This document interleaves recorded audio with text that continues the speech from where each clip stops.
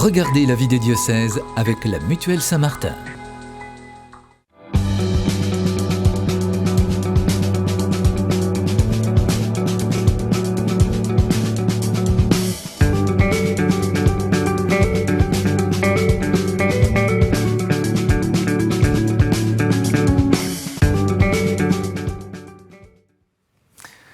Bonjour à tous. À proximité de la fête de Noël, nous sommes heureux d'aborder sur ce plateau la vie du diocèse de Paris et j'ai l'honneur de remplacer Pierre Schmitt le temps d'une émission. Ce qui me donne la joie d'accueillir dans cette émission Monseigneur Michel Aupetit, archevêque de Paris. Bonjour Monseigneur. Bonjour. Bon, ce Noël, bonjour. Ce Noël 2020, il s'annonce bien singulier, peu de familles, peu de retrouvailles, peut-être aussi de l'inquiétude, le risque d'attentat, de la solitude aussi beaucoup. La morosité sera-t-elle plus forte que la joie de Noël ?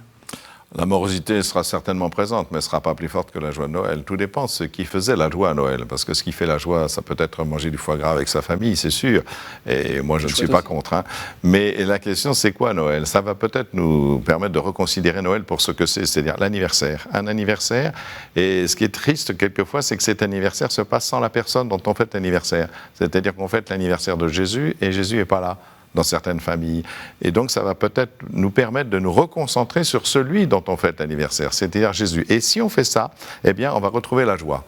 Parce que de réintroduire Jésus dans sa propre vie ou dans sa propre famille, ça permet de retrouver la joie qu'on a perdue par ailleurs. Même si on est un peu éloigné de la foi, de la manière de faire, parce que parfois on ne sait pas très bien comment introduire Jésus, la prière. Sauf que quand je passe chez les commerçants, puisqu'on peut y passer de temps en temps, beaucoup qui peut-être sont assez, pas forcément des pratiquants usuels, me disent on ira à la messe de Noël, on ira à la messe de Noël. Donc ça veut dire qu'on va se recentrer peut-être sur ce qui est essentiel, après tout par rapport à Noël, par rapport à la fête même de Noël. Et il me paraît important de pouvoir le réajuster. On va y revenir justement sur ce message de Noël et l'évangélisation à Paris au cours de cette émission. Cette émission débute traditionnellement par la présentation du diocèse. Alors on ne présente plus Paris, mais peut-être qu'on peut redonner quelques chiffres repères. Il y a 2 148 000 habitants intramuros à Paris. Le diocèse est organisé en 106 paroisses. Il y a à Paris plus d'1,3 million de baptisés, 492 prêtres incardinés à Paris, 126 diacres permanents et 96 séminaristes. Notons que dans la capitale, le nombre d'habitants, on le sait bien, est en baisse globalement depuis les années 1920, une baisse qui affecte aussi le nombre des familles qui habitent dans la capitale.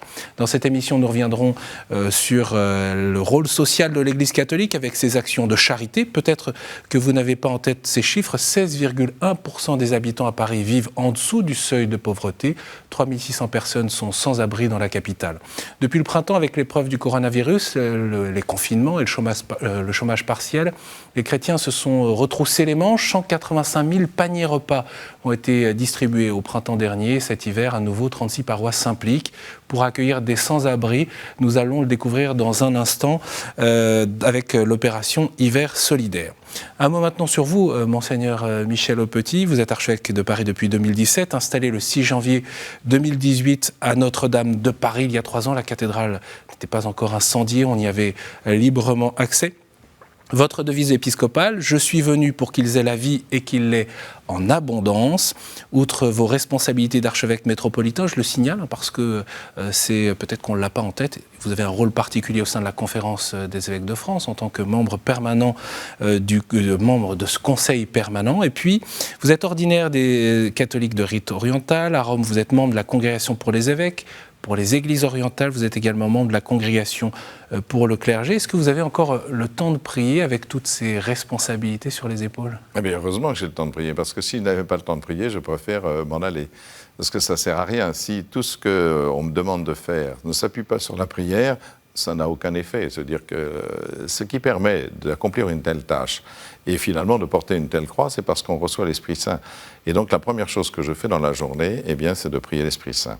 Alors, bon, il se trouve que je n'ai pas besoin de beaucoup de sommeil, c'est une chance, ça a toujours été d'ailleurs pour moi, donc ce n'est même pas un effort.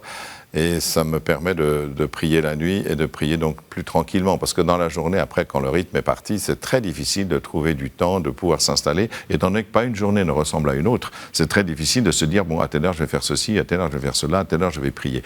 Donc heureusement, dans la journée, il y a la messe, il y a aussi ce à quoi je me suis engagé quand j'étais diacre, c'est-à-dire la liturgie des heures, ce qu'on appelle le bréviaire, et puis la prière personnelle. La prière personnelle, c'est le cœur à cœur avec le Christ, et ça, c'est quand même très important pour fonder le reste de la journée. Je le disais il y a un instant, l'Église à Paris veut apporter sa contribution pour soutenir et accompagner les plus pauvres dans un contexte sanitaire qui rend complexe l'accueil. L'opération Hiver solidaire a été relancée cette année dans 36 paroisses. Des personnes sans abri sont hébergées dans les paroisses, et pour qu'il se tisse une relation entre les paroissiens et ces personnes accueillies, eh bien, il y a le partage d'un repas et la nuit. Nous sommes rendus dans le 20e arrondissement, la paroisse Saint-Gabriel. Ce soir, c'est Michel et Valérie qui ont préparé le repas pour les accueillis d'Hiver solidaire à la paroisse Saint-Gabriel à Paris. La soupe se prépare. Un peu épaisse pour que ça ne tienne au corps, comme on disait quand j'étais petite. Et voilà le premier accueilli qui arrive. Bien, c'est pas vrai, qu'est-ce qui se passe? Vous êtes malade? Même en pleine crise sanitaire, les bénévoles continuent leur mission. 3 hommes sont accueillis chaque nuit dans les locaux de la paroisse pour dîner et dormir à l'abri pendant tout l'hiver.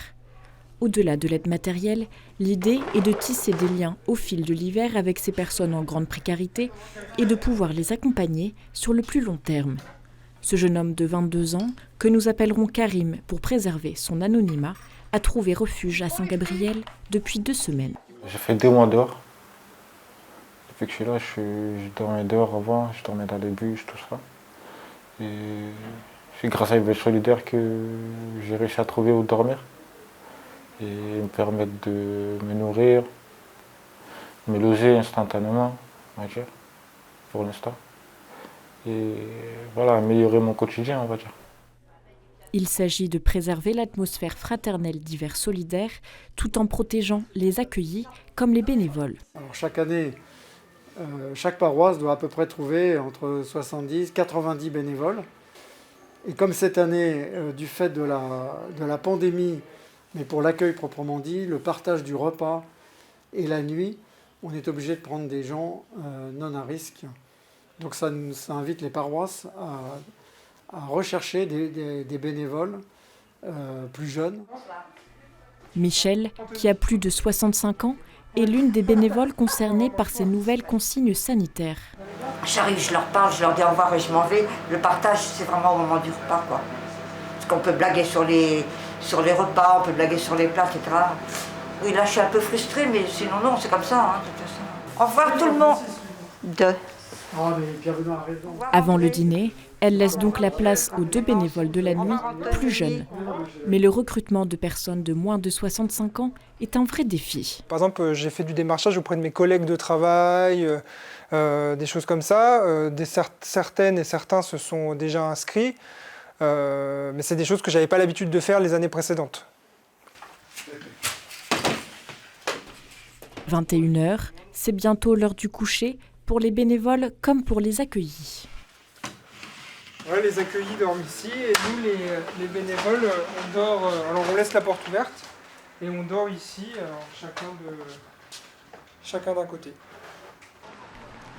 À l'approche de Noël, les bénévoles de la paroisse poursuivent leur engagement auprès des plus précaires, comme ils le font depuis 7 ans. Il y a ces mots forts de Karim, accueilli, qui dit combien cet accueil d'Hiver solidaire est important pour lui. C'est important. C'est pour ça d'ailleurs que l'année dernière, je suis passé dans plusieurs hivers solidaires, dans plusieurs paroisses, différentes paroisses de différents quartiers de Paris. Alors, il y en a qui peuvent accueillir plus ou moins en nombre important, hein, ça dépend effectivement des lieux. Oui, c'est des petits nombres. Et des fois, il y en a qui ont tout refait les locaux pour pouvoir accueillir, pour avoir une douche, etc. Donc ça représente beaucoup de monde, hein, vous savez. Hiver solidaire, c'est-à-dire 2 personnes qui préparent le repas, 2 personnes qui restent à coucher avec eux la nuit et 2 personnes qui préparent le petit déjeuner, 6 par nuit.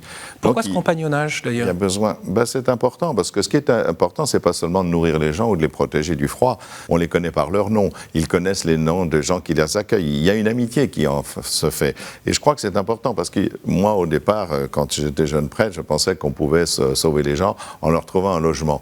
Mais ça ne suffit pas parce que s'il n'y a pas de relation d'amitié, eh bien, ils retournent à la rue parce que dans la rue, ils sont plus connus que dans un studio anonyme de Paris. Et donc, ces relations sont très importantes. C'est pour ça qu'on a toujours besoin de bénévoles pour faire cela. Alors, il y a des gens qui viennent dans les paroisses, peut-être des gens même qui ne sont pas forcément des gens pratiquants, mais qui viennent participer à Hiver solidaire parce que, je vous dis, 6 personnes à chaque nuit, ça veut dire qu'il faut tenir dans la durée, pour tout le temps de l'hiver, et en plus un peu plus de l'hiver, puisque l'année dernière, à cause du confinement, on les a gardés au-delà du temps habituel pour que justement, parce que leur maison c'est la rue, donc on n'a plus le droit de circuler dans la rue. Alors il y a des fois qu'ils se sont fait arrêter par les policiers, c'est quand même le comble, et donc parce qu'ils étaient dans la rue, qu'ils n'avaient pas de papier. Et donc il a fallu quand même trouver des personnes. Alors c'est vrai qu'il y a des bénévoles, c'est vrai qu'il a fallu aussi trouver des jeunes. Oui, parce que là il y a la question de l'âge, parce que les bénévoles qui sont plus âgés parce peuvent que être plus souvent fragiles. c'est des gens en retraite qui sont un peu disponibles, forcément ils ont plus de temps que les autres. Mais quand j'ai demandé effectivement pour un bénévolat, surtout pour distribuer les repas, vous savez, 186 000 repas, vous l'avez dit tout à l'heure, eh bien, 1600 personnes se sont désignées qui avaient tous moins de 70 ans. Donc voilà, et des jeunes, beaucoup qui se sont investis sur cette distribution de repas. Mais il faut y aller, il ne faut pas hésiter. Si voilà, là, il faut oui, c'est quand même quelque chose d'important de recréer du lien dans la société et à partir justement de ce que font les paroisses sur Hiver solidaire. On peut trouver d'ailleurs sur le site du diocèse de Paris, si on recherche Hiver solidaire, le moyen de s'inscrire. Hiver solidaire. Voilà. Ou alors s'orienter vers sa paroisse. Cette expérience de fraternité, parce qu'il y a un compagnonnage qui se fait, qu'est-ce que cela transforme? Parce que ce n'est pas forcément simple d'être frère de la personne qui fait la manche dans le métro, ou qui est dehors dans la rue et que les Parisiens peuvent croiser sur le trottoir. C'est-à-dire qu'on ne les connaît pas a priori, mais en fait, ça se fait très très vite. Cet été, je suis parti avec les gens de l'APA, entre autres, parce qu'on était une quinzaine, et donc des jeunes étudiants qui vivent en colocation avec des gens de la rue. Et bien, tout de suite, il s'est créé du lien. Il n'y avait pas d'archevêque ou de gens de la rue. Il y avait simplement des gens qui marchent ensemble et qui créent un climat d'amitié. Et tout le monde a trouvé sa place tout de suite. Eh bien, Hiver solidaire, c'est la même chose. C'est-à-dire que dès le départ, très très vite, on est connu par son nom. C'est très important. Vous savez, quand vous rencontrez quelqu'un dans le métro, vous ne connaissez pas son nom. Vous dites, c'est un pauvre gars, on va lui donner des sous si on est généreux. Mais rentrer dans une relation, c'est-à-dire connaître le nom de la personne, son prénom, et qu'ils connaissent aussi votre prénom et qu'on s'appelle par son prénom, ça change tout. C'est-à-dire qu'il n'y a plus de gens qui accueillants. Il y a simplement des amis qui mangent ensemble. Certains sont dans la difficulté, mais voilà, c'est pas. Et peut-être ceux qui aident aussi à Hiver solidaire, ça leur permet eux-mêmes de sortir d'une autre difficulté qui s'appelle la solitude. Pour répondre aux personnes dans le besoin, les chrétiens, on le disait, sont démenés pendant le premier confinement. Vous évoquiez ces dizaines de milliers de repas distribués par les paroisses. À l'automne, la paroisse Saint-Ambroise, dans le 11e arrondissement, s'est aussi mobilisée pour distribuer des repas le midi avec les sœurs missionnaires de la Charité, en plus du petit déjeuner, ce fameux petit café. Et début novembre, nous étions allés à la rencontre des bénévoles. Je vous propose de retrouver un extrait de ce reportage.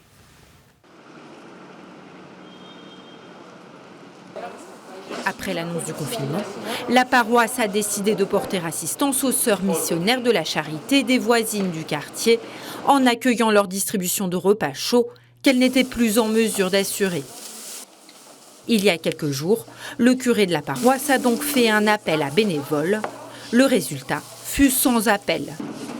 J'ai été fasciné de la réponse. En fait, on a une vague, un tsunami de réponses, et je suis très étonné de la beauté de ces réponses qui viennent aussi de gens très différents, c'est-à-dire des vieux, des jeunes. C'est beau de voir aussi des pauvres aider les pauvres, ou des très riches se mettre discrètement aussi dans la foule de ceux qui servent. C'est vraiment une très très belle réponse. Vous voyez, les chrétiens se sont dit, on n'a plus la messe, comment on va honorer le corps du Christ? Et je vois qu'ils ont réagi en disant, mais on va servir le corps du Christ dans les pauvres. Servir les plus pauvres en réponse à l'appel de leur paroisse. Depuis le nouveau confinement, les repas sont distribués par des dizaines de bénévoles différents chaque jour. Comme au Petit Café, des paroissiens d'horizons très différents ont, dans le confinement, trouvé du temps, mais surtout du sens à ce temps. Quand il y a eu l'annonce du deuxième confinement, moi je suis en télétravail mais sans beaucoup de travail. Donc conclusion, je me suis dit je vais relancer Benoît Sinetti et on m'a trouvé une place pour être responsable des bénévoles le mercredi à Saint-Ambroise. Je profite d'un moment de trou dans mon emploi du temps pour justement aider, ce que je ne ferais pas du tout en semaine normale à la fac. Donc justement le confinement c'est une bonne occasion pour aider les autres. Voilà. Pour moi, c'est une réponse au confinement parce que ça crée du lien au moment où on nous met des barrières. Ça crée de la communion au moment où on nous isole. Ça met les gens au service de leurs frères au moment où on les fait par la force des choses, soit par l'angoisse, soit par les exigences sanitaires, se replier sur eux-mêmes. Depuis le confinement, les bénéficiaires affluent devant la paroisse. Et ce sont chaque jour près de 400 repas qui sont distribués pour les plus démunis de ce quartier de la capitale. Monseigneur, la crise sanitaire révèle des fragilités sociales, des précarités aussi, parce qu'on a bien vu cet afflux, vous l'avez constaté, de personnes qui sont dans le besoin. Est-ce que cette situation vous inquiète ? Oui, c'est-à-dire, je suis allé rencontrer ces jeunes qui distribuent les repas, j'ai distribué avec eux. Il y a deux choses, parce que quand on donne un repas, on n'a pas le temps, il y a 400 personnes derrière qui attendent, donc on est obligé de faire assez vite. Alors on dit ça va, etc. Mais le petit café à côté, et c'est ça qui est important, permet aussi de prendre la parole, de dire une parole, parce que ces gens-là, bien sûr, ils ont besoin de manger, mais ils ont besoin d'échanger, d'avoir des relations. Et donc, ces petits cafés à côté permettaient de prendre du temps pour les écouter, pour échanger avec eux. Ça aussi, ça crée du lien social, et pas seulement donner des repas. Après, moi j'ai vu le premier confinement, c'est-à-dire je suis allé dans plusieurs paroisses. Au début, c'est vrai que c'était surtout les personnes de la rue qui venaient. Puis peu à peu, j'ai vu des gens différents, c'est-à-dire des mamans avec des enfants, des petits-enfants, des mamans seules notamment, puis après des étudiants, parce que les étudiants avaient un petit boulot. Il n'y a plus de petits boulots. Donc, ils venaient chercher de la nourriture parce qu'ils n'avaient plus rien à manger. Et donc, on voit bien que ça s'est dégradé. Ce n'est pas seulement les gens de la rue qui, habituellement, ont besoin, effectivement, de s'alimenter. Là, il y avait d'autres personnes qui, eux, avaient un logement, mais qui n'avaient plus rien à manger. Et donc, ça, c'est vraiment inquiétant. Alors, heureusement que ça s'est arrêté, mais il reste quand même ce problème. Donc, nous avons un peu dévié aussi les choses à partir de la distribution de paniers repas, mais aussi vers des épiceries solidaires. Nous sommes impliqués dans les épiceries solidaires pour que les gens puissent venir prendre des aliments, etc., et choisir eux-mêmes leurs aliments, ce qui permet aussi d'avoir un peu plus de temps pour parler avec eux. En France, c'est des pouvoirs publics qu'on attend l'aide sociale. Le dispositif public fonctionne-t-il correctement d'après vous ? C'est-à-dire qu'on essaie de travailler avec eux. C'est-à-dire qu'on travaille avec la mairie de Paris, on travaille avec la région, etc. C'est important parce qu'eux, ils peuvent nous aider sur certains points. Mais ils savent le travail qu'on fait, bien sûr, et c'est pour ça qu'on est reconnu. On n'est pas reconnu parce qu'on croit en Jésus-Christ, hélas, mais on est reconnu parce qu'on fait beaucoup de choses, justement, auprès des plus démunis, des malades, des pauvres, etc. Quelle est la vocation particulière des chrétiens, des catholiques spécifiquement dans ce contexte pour vous ? Le travail, je crois que le Père Pascal Lègue l'a dit, c'est-à-dire comment on reconnaît le Christ dans toutes ces personnes. C'est-à-dire comment, parce que ces personnes-là, a priori, peuvent nous inquiéter quand on les rencontre, on ne les connaît pas, etc. Comment c'est le fait d'entendre ce que le Christ a dit, ce que tu fais au plus petit d'entre les miens, c'est à moi que tu le fais, reconnaître le visage du Christ et de savoir qu'en servant ces gens-là, on sert le Christ. Du coup, on passe une étape et on arrive à entrer dans une véritable relation, ce que je disais tout à l'heure, en connaissant la personne, et pas seulement en aidant une personne pauvre, mais en connaissant la personne, c'est-à-dire en entrant en relation avec elle, ce qui lui fait exister dans sa dignité. Souvent, les petits-enfants du caté me demandaient, quand j'étais vicaire, il y a le clochard, là, qu'est-ce que je fais ? Il me demande des sous. J'ai dit, tu sais, c'est pas très important que tu lui donnes des sous. Par contre, que tu le regardes et que tu lui dises « bonjour monsieur », pour bien lui montrer qu'il est quelqu'un. Si tu lui donnes une pièce en détournant les yeux, c'est affreux, c'est terrible pour lui. En revanche, si tu lui souris et si tu lui dis « bonjour monsieur », eh bien, tu lui rends sa dignité et là, c'est très important pour lui. Donc voilà, c'est cette chose-là. Il n'y a pas la question seulement matérielle, il y a la question de la relation et de la dignité de la personne. Cette dignité de la personne, pour vous, c'est l'une des priorités à faire exister, dont les chrétiens peuvent témoigner, alliée à cette charité, l'exercice de la charité. C'est le fondement même, la dignité de la personne. Le Christ est le Fils de Dieu qui s'est incarné. Ça veut dire que toute personne humaine a une dignité absolue. Et on le dit d'ailleurs, du commencement de l'existence, de la conception jusqu'à la mort naturelle. C'est-à-dire que même un vieillard Kakoshim est une personne digne dont il faut prendre soin. Un enfant dans le ventre de sa mère est une personne digne dont il faut prendre soin. Voilà pourquoi nous combattons sur tout est lié, comme dit le pape. Tout est lié. C'est-à-dire que toute personne a une dignité et je pense qu'il faut savoir la reconnaître. Et c'est ça peut-être le propre du chrétien. On ne voit pas toujours la cohérence entre vos propos, par exemple, sur la bioéthique. Il se trouve que la loi là, va passer en deuxième lecture au Sénat à partir du 19 janvier prochain. Et cet exercice de la charité, l'attention aux plus pauvres, souvent les choses sont déconnectées. Enfin, c'est dommage qu'elles soient déconnectées parce que le plus pauvre, c'est celui qui est vulnérable dans le ventre de sa mère. Le plus pauvre, c'est celui qui est un vieillard et qui a besoin encore d'affection et d'amour. Et puis, le plus pauvre, c'est celui qui est dans la rue. C'est la même chose. Est-ce qu'on vous applaudirait volontiers pour aider les sans-abri et beaucoup moins aujourd'hui c'est ça, le problème, c'est cette incohérence, alors que nous, on est profondément cohérents, c'est-à-dire qu'on ne fait pas de distinction entre les personnes. La dignité, elle n'est pas géométrie variable, et donc, quel que soit l'état dans lequel on est, on défend la dignité de la personne. Alors bon, qu'on m'applaudisse pas, c'est pas très très grave. L'important, c'est de montrer à quel point le christianisme donne une dignité à toute personne et de savoir qu'on est aimé. Parce qu'une fois, il y a une personne qui m'a dit à la fin de la messe, j'ai 50 ans, personne ne m'a jamais aimé. Et c'est terrible d'entendre ça. J'ai dit, mais si, forcément, même si vos parents n'ont pas su vous aimer, même si des amis n'ont pas su vous aimer, si vous existez, si vous êtes en face de moi, c'est que quelqu'un l'a voulu et quelqu'un vous aime de toute éternité. Ce quelqu'un, c'est Dieu. Et quand on peut dire ça, et quand on peut l'entendre surtout, ça change quand même la vie. Dieu qui s'est fait chair, nous évoquions au début de cette émission la joie de Noël. À Paris, des paroissiens se mobilisent pour faire connaître, propager ce message de Noël dans des quartiers qui vivent au rythme de la fête, mais souvent, et vous le disiez tout à l'heure, sans aucun lien avec la naissance de Jésus. Notre journaliste Ophélie Marien s'est rendue à Notre-Dame-des-Victoires, la basilique Notre-Dame-des-Victoires avant Noël. La paroisse organisait une mission de Noël auprès des commerçants du quartier. Elle était épaulée par le père Étienne Grenet, chargé du pôle missionnaire du diocèse de Paris. L'intérêt de la proposition, c'est qu'elle n'est pas très compliquée d'aller voir des commerçants et de se présenter de manière simple. Mais malgré tout, il faut quand même avoir quelques éléments de langage, on va dire, ou quelques billes. Ça, c'est la première chose, donc des petites choses très concrètes à leur dire. Voilà pourquoi on vient, donc clarifier un peu l'intention, les aider. Et puis, aider aussi les paroissiens qui sont dans une démarche missionnaire à avoir une disposition spirituelle assez précise. Donc, c'est aussi sentir qu'ils ne sont pas tout seuls, que c'est le Christ qui agit toujours quand on est dans une démarche de mission. Être en mission, c'est ce qu'on a à faire de manière ordinaire. On est dans une société qui n'est plus chrétienne. Donc c'est important que nous allions à la rencontre des gens qui ne connaissent pas Jésus. S'il n'y a pas une parole de foi qui vient, la foi ne peut pas apparaître par magie dans les cœurs.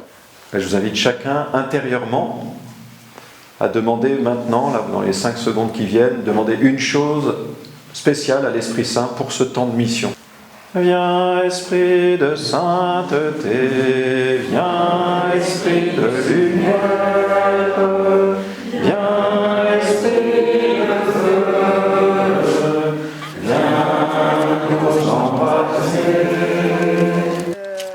On va attaquer de la rue Étienne Marcel, à côté de chez nous. On tente ça, allez, on y va.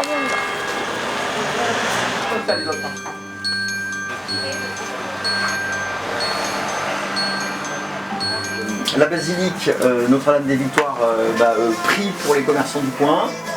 Que éventuellement, si vous voulez venir nous voir, c'est open. Je ne sais pas si vous êtes, si vous avez une tradition religieuse.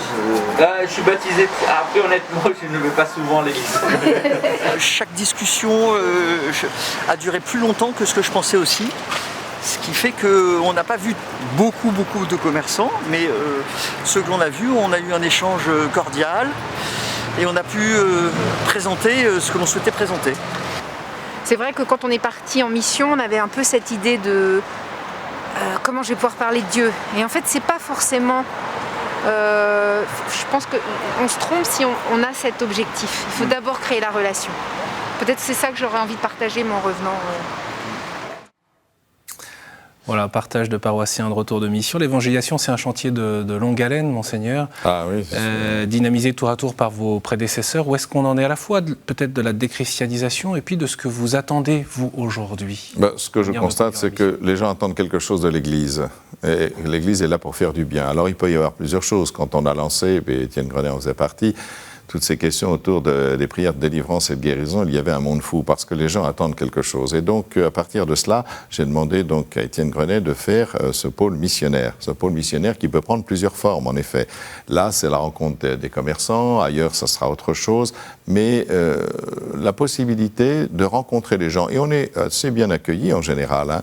On est bien accueillis, les gens se posent des questions, ils ont soif, on voit qu'ils ont un désir, ils ont peut-être peur d'aller plus loin. Beaucoup de gens qui sont catéchumènes aujourd'hui, c'est-à-dire qui se préparent au baptême alors qu'ils sont adultes, nous disent qu'ils se trouvaient bien dans une église, mais ils n'osaient pas parler à un chrétien ou à un prêtre parce qu'ils se sentaient illégitimes.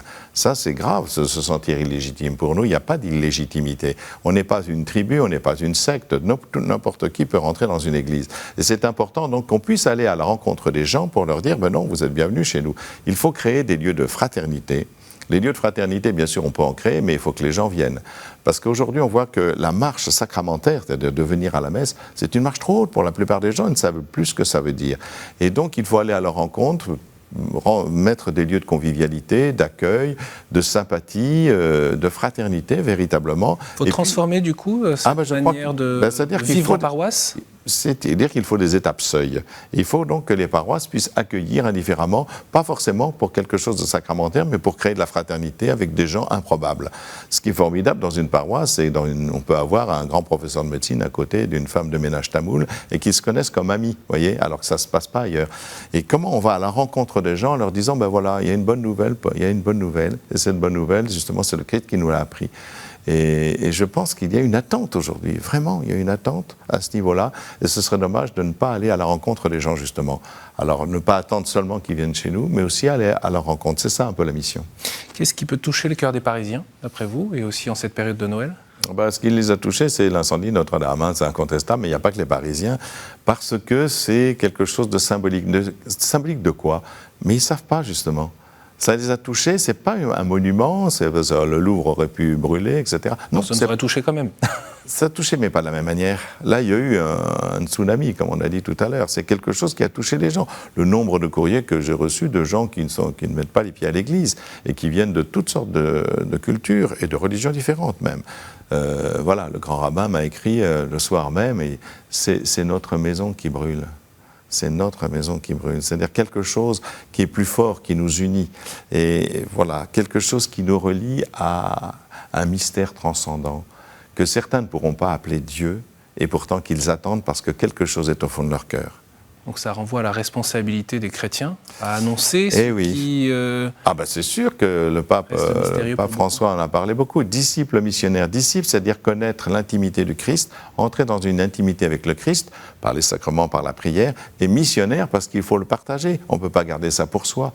Le trésor, vous savez, les gens gardent tout pour eux, mais là, justement, ce trésor-là, on ne peut pas le garder pour nous, et il faut le partager. Merci, Monseigneur Michel Aupetit, et puis joyeux Noël.